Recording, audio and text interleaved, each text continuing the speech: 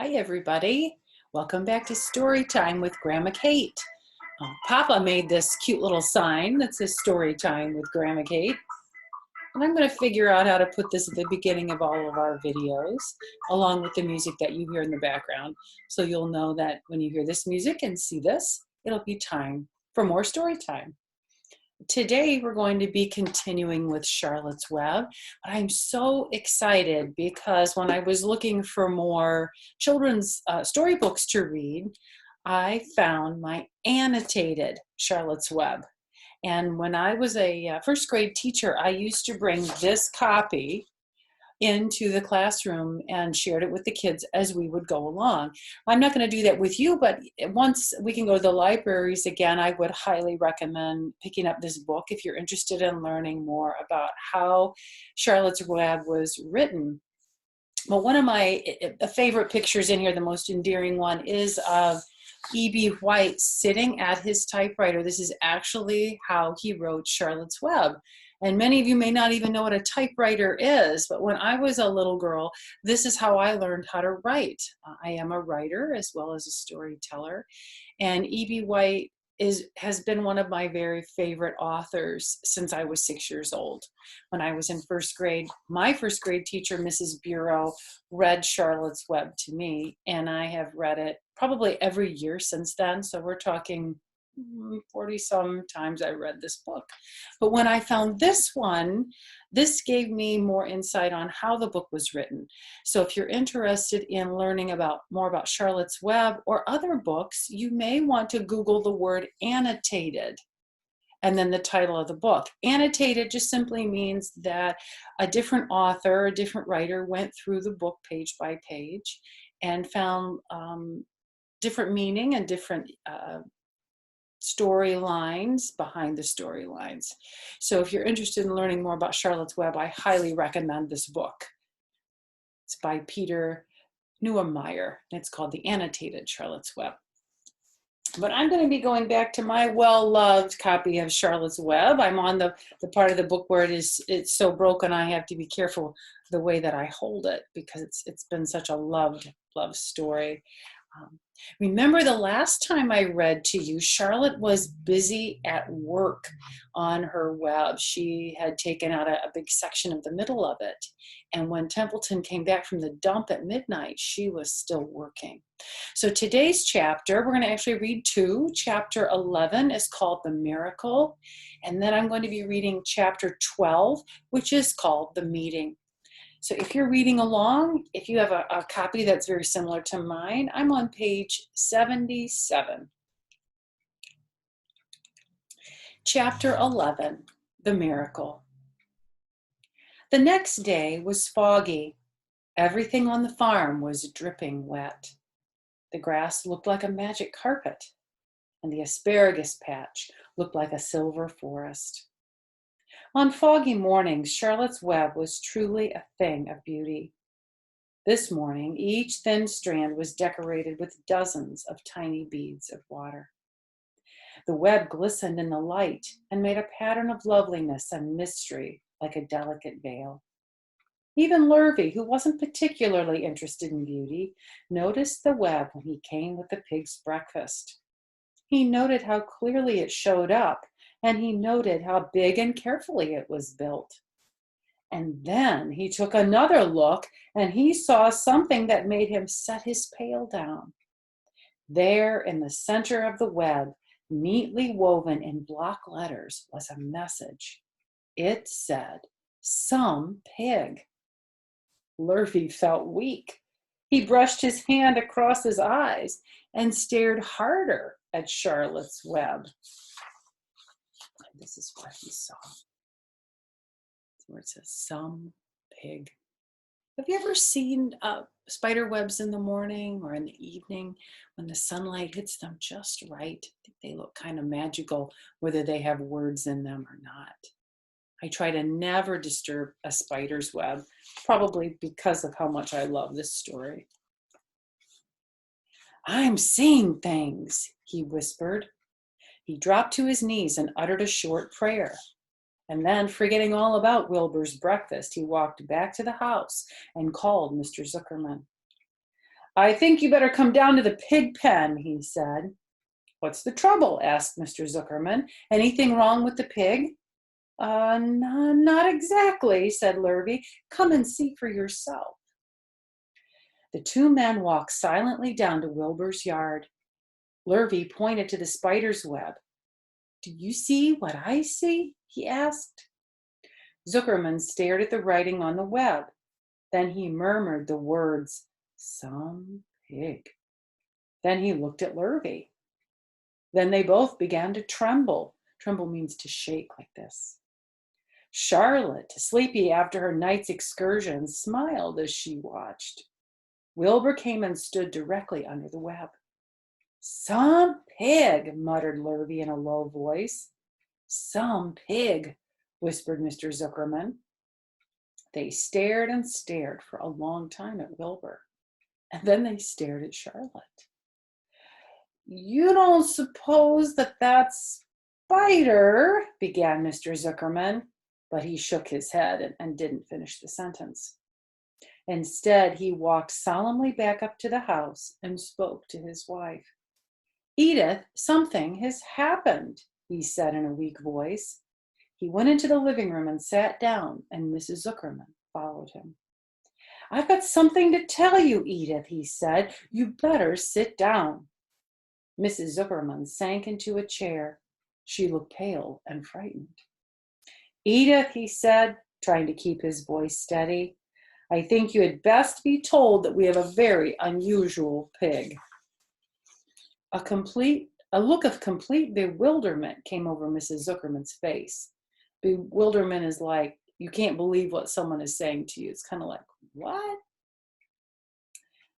That's what Lily does. Lily, can you do that? What? Right? We laugh when you do that. We think that's kind of funny. That's called bewilderment. Homer Zuckerman, what in the world are you talking about? She said. This is a very serious thing, Edith, he replied. Our pig is completely out of the ordinary. What's unusual about the pig? Asked Mrs. Zuckerman, who was beginning to recover from her scare. Well, I don't really know yet, said Mr. Zuckerman, but we have received a sign, Edith, a mysterious sign. A miracle has happened on this farm. There is a large spider's web in the doorway of the barn cellar, right over the pig pen, and when Lurvy went to feed the pig this morning, he noticed the web because it was foggy, and you know how a spider's web looks very distinct in a fog. And right spang in the middle of the web were the words, some pig. The words were woven right into the web. They were actually part of the web, Edith. I know because I have been down there and seen them. It says some pig, just as clear as can be. There can be no mistake about it. A miracle has happened and a sign has occurred here on earth, right on our farm, and we have no ordinary pig. Well, said Mrs. Zuckerman, it seems to me you're a little off. It seems to me we have no ordinary spider. Oh no, said Mr. Zuckerman. It's the pig that's unusual. It says so, right there in the middle of the web. Now, I think that's kind of funny that Mr. Zuckerman thinks that it's the pig that's special because the words say that. But I think Mrs. Zuckerman is right, that it's the spider that's special. Do you know why? I mean, she's saying something about Wilbur, but I think she knows a little something about people that they'll believe what they see in print. Even though Wilbur is a wonderful pig, she knew that the attention wouldn't be on her because she knows how people can be. But I think Mrs. Zuckerman's on the right track. What do you think? Do you think that there's an extraordinary spider or an extraordinary pig? Maybe both. Maybe so, said Mrs. Zuckerman. Just the same, I intend to have a look at that spider. It's just a common gray spider, said Zuckerman. They got up and together they walked down to Wilbur's yard. You see, Edith, it's just a common gray spider. Wilbur was pleased to receive so much attention. Lurvy was still standing there, and Mr. and Mrs. Zuckerman, all three, stood for about an hour, reading the words on the web over and over and watching Wilbur. Charlotte was delighted with the way her trick was working. She sat down without moving a muscle and listened to the conversation of the people. When a small fly blundered into the web just beyond the word pig, Charlotte dropped down quickly, rolled the fly up, and carried it out of the way. After a while, the fog lifted. The web dried off, and the words didn't show up so plainly. The Zuckermans and Lurvy walked back to the house. Just before they left the pig pen, Mr. Zuckerman took one last look at Wilbur. "You know," he said in an important voice, "I've thought all along that pig of ours was an extra good one. He's a solid pig. That pig is as solid as they come. You notice how solid he is around the shoulders, Lurvy?" Sure I do," said Lurvy. "I've always noticed that pig. He's quite a pig." "He's long and he's smooth," said Zuckerman. "That's right," agreed Lurvy. "He's as smooth as they come. He's some pig." I think Charlotte's pretty smart. She did trick them. When Mr. Zuckerman got back to the house, he took off his work clothes and put on his best suit. Then he got into his car and drove to the minister's house. He stayed for an hour and explained to the minister that a miracle had happened on the farm. "So far," said Zuckerman, "only 4 people on earth know about this miracle. Myself, my wife Edith, my hired man Lurvy, and you." "Don't tell anybody else," said the minister. "We don't know what it means yet, but perhaps if I give thought to it, I can explain it in my sermon next Sunday. There can be no doubt that you have a most unusual pig. I intend to speak about it in my sermon and point out the fact that this community has been visited by a wondrous animal. By the way, does the pig have a name?" "Why, yes," said Mr. Zuckerman. "My little niece calls him Wilbur. She's a rather queer child, full of notions. She raised the pig on a bottle, and I bought him from her when he was a month old." He shook hands with the minister and left. Secrets are hard to keep. Long before Sunday came, the news spread all over the county. Everybody knew that a sign had appeared in a spider's web on the Zuckerman's place. Everybody knew that the Zuckermans had a wondrous pig. People came from miles around to look at Wilbur and to read the words on Charlotte's web. The Zuckerman's driveway was full of cars and trucks from morning till night. Fords and Chevys and Buick Roadmasters and GMC pickups and Plymouths and Studebakers and Packards and DeSotos with gyromatic transmissions and Oldsmobiles with rocket engines and Jeep station wagons and Pontiacs. There's a picture right there. You can see the barn. And then down below are all the people standing around. There are all their cars that E.B. White was listing there. This book was written a long time ago, so those cars may look a little old-fashioned to you. But that's the crowd that gathered around Wilbur's pig pen. The news of the wonderful pig spread clear up into the hills, and farmers came rattling down in buggies and buckboards to stand hour after hour at Wilbur's pen admiring the miraculous animal. All said they had never seen such a pig before in their lives. When Fern told her mother that Avery had tried to hit the Zuckerman spider with a stick, Mrs. Arable was so shocked that she sent Avery to bed without any supper as punishment. In the days that followed, Mr. Zuckerman was so busy entertaining visitors that he neglected his farm work. That means he didn't do it.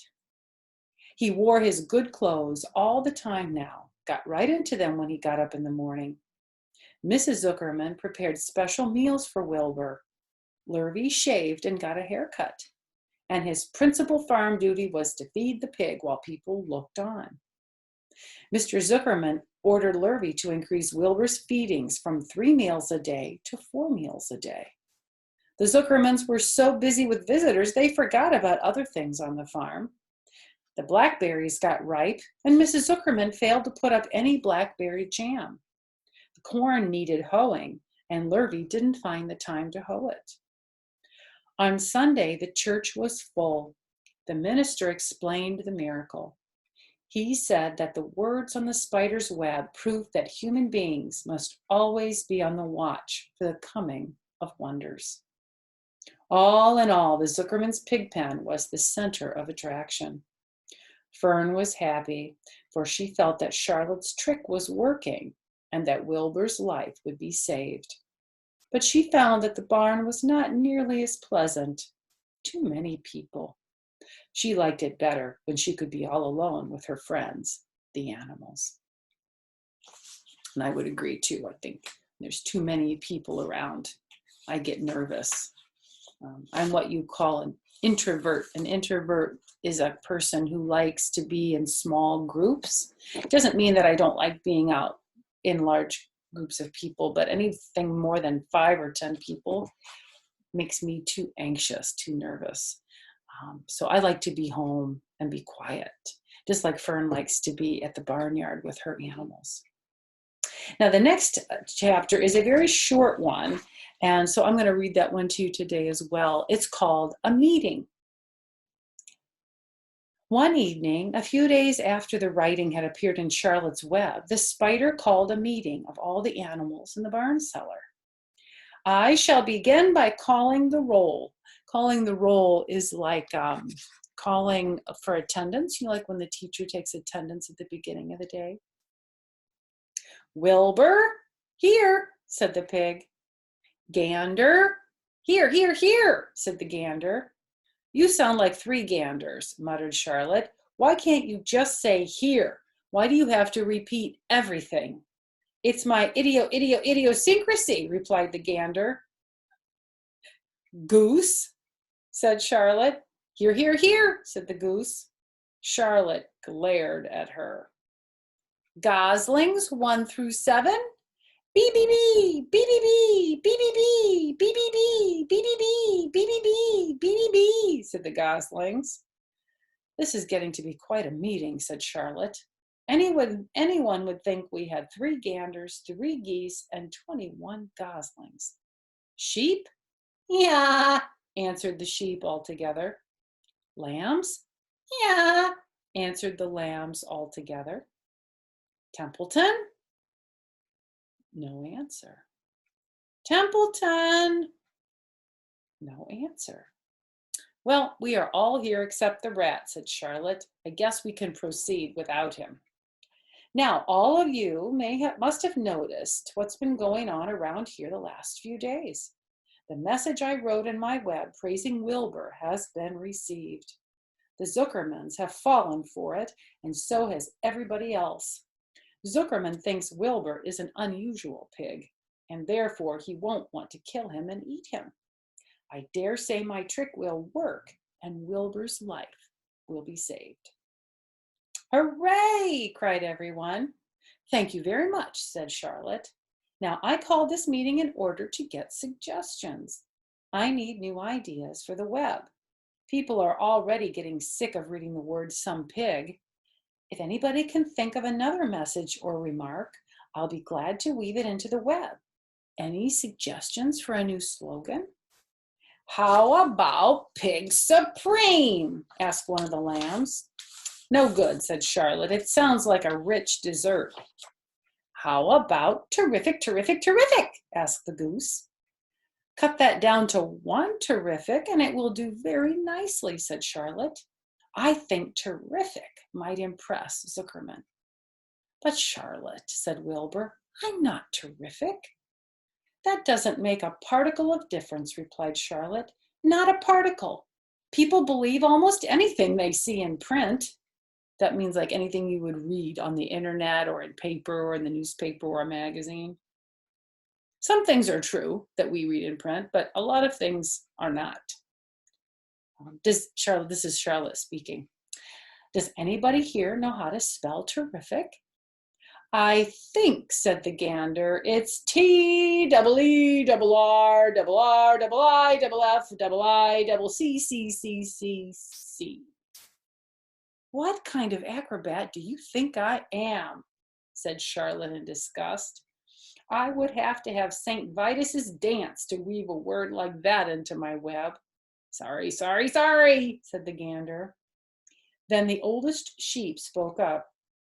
I agree that there should be something new written in the web if Wilbur's life is to be saved. And if Charlotte needs help in finding words, I think she can get it from our friend Templeton. The rat visits the dump regularly and has access to old magazines.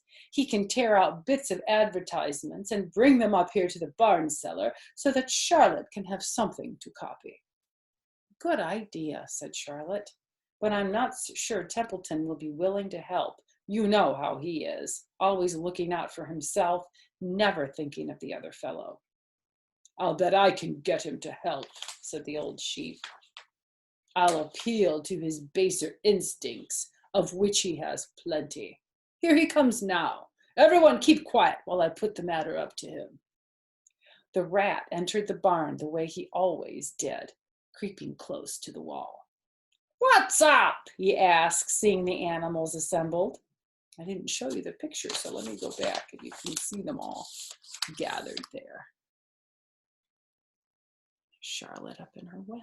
And oh, even Fern is there. I noticed Charlotte didn't mention Fern's name, but she knew she was there. Isn't that a sweet picture? So here comes Templeton, and the sheep is going to appeal to his baser instincts. That means she's going to trick him into getting magazine clippings from the dump by talking to him about things that he really likes that are just like survival things. But just wait, watch and see. You'll see. I'll go back just a bit. What's up? Templeton asked, seeing the animals assembled. We're holding a directors' meeting, replied the old sheep. Well, break it up, said Templeton. Meetings bore me. And the rat began to climb a rope that hung against the wall. Look, said the old sheep. Next time you go to the dump, Templeton, bring back a clipping from a magazine. Charlotte needs new ideas so she can write messages in her web and save Charlotte's life. Let him die, said the rat. I should worry. Oh, you'll worry all right when next winter comes, said the sheep. You'll worry all right on a 0 morning next January when Wilbur is dead and nobody comes down here with a nice pail of warm slops to pour into the trough.